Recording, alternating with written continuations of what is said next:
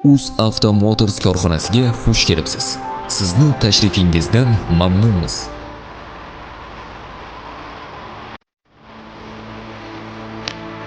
Hurmatli mehmonlar, aziz hamkasblar, sotuvdan keyingi xizmat ko'rsatish boshqarmasi o'zining strukturasi va tayyorlagan materiallar bilan tanishtiramiz. Mahsulotni mijozlarimizga yetkazish maqsadida boshlagan konferensiyamizni asosiy dilerlarga taalluqli bo'limlar Har bir mijoz bizni avtomobilimizni sifatli mahsulot olishni xohlaydi va kelajakda uni ekspluatatsiyasida sifatli xizmat ko'rsatishda ham biz tomonidan biz shu narsalarni hammasini yetkazib ko'rsatishimiz kerak. Manfaatli bir foydali shu uchrashuv bo'lishini men tilab qolaman.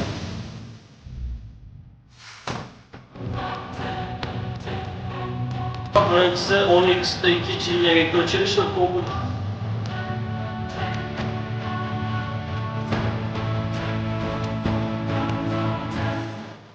boshqaruv direktorimizga minnatdorchilik bildiraman.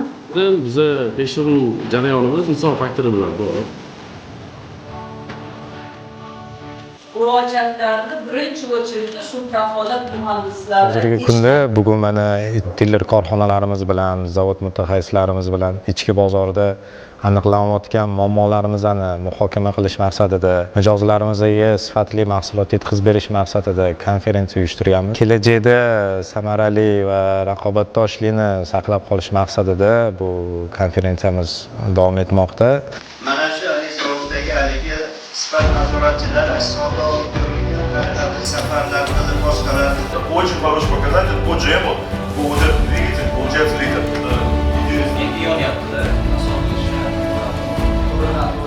Men ichki qismiga endi men okeyligiga javob beraman deb okey zonaga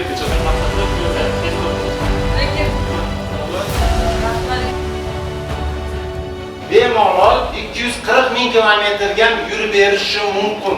O'sha ta'minotchi ayb yo'q edi. Chunki klient всегда прав.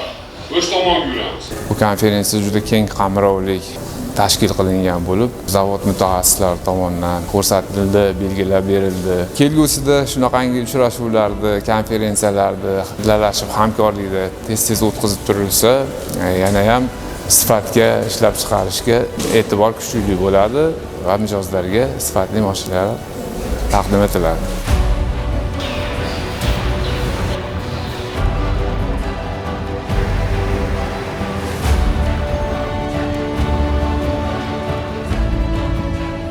Konferensiyamizdan maqsad kafolatni xizmat ko'rsatish, ya'ni mijozlarga nuqsonsiz, sifatli xaridorlar bo'lib mashinani chiqish uchun zavod xodimlari tomonidan ikki tomonlama ochiq suhbat bo'ldi. Bizdagi muammolar o'rganilib, xalqimizga sifatli mashina yetkazib berishni ta'minlash kelishib olindi.